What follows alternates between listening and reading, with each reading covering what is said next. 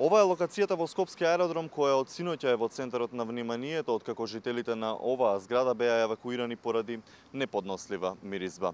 6 часа тие поминаа под отворено небо, чекајќи посебна единица на армијата за биолошка, хемиска и атомска одбрана, бидејќи градските власти не успеале да се справат со проблемот. Купишта пелени искористени со уреа и фекалии всушност биле причината поради која жителите на оваа зграда до полноќ поминаа под отворено небо. Додека траеше неизвестноста чекајќи специјалната единица на армијата, помеѓу граѓаните беше и градоначалникот на град Скопје Петре Шилегов, кој што подосна им рече всушност дека можат безбедно да се вратат во своите домови откако открија дека всушност нехигиената е причината поради нивната евакуација.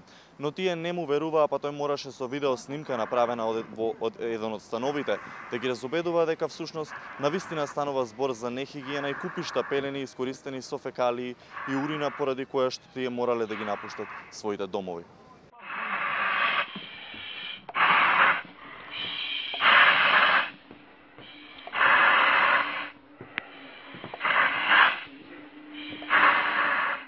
По неколкучасовната драма, екипи од Центарот за социјални работи разговарале со жената која живеела во станот од кој се проширила реата.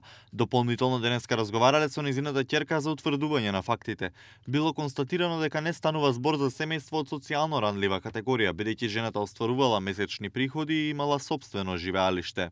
Тимот уште синоќ ќе утврди дека 90 годишната жена која користела пелени починала во јануари. Сега работиме на тоа да утврдиме зошто пелените толку време останале во станот во кој 90 годишната жена живеела со 65 годишната ќерка. Се работи за материјално и стамбено обезбедена жена, односно корисник е на пензија и има стан, не е загрозена категорија, а и самата има ќерка која пак има обврска да се грижи за неа. Кај неа е нов тим од Центарот за социјална работа кој ќе разговара и со 65 годишната жена, а на нејзината ќерка пак ќе ја објасни дека има обврска да се грижи за мајката. Изјавија од Центарот за социјални работи. Станарите од зградата за дел од медиумите рекле дека жената не плаќала за одржување во зградата и никако не успевале да ја исконтактираат или да поразговараат со неа.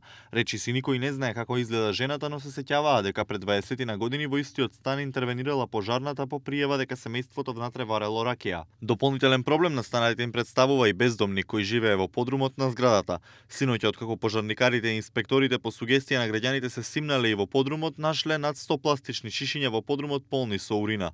По синоќешната интервенција денеска населбата изгледа како и во секој друг ден. Жителите на зградата пак веќе одбиваат да споделуваат детали или да бидат снимени поради бизарноста на случајот.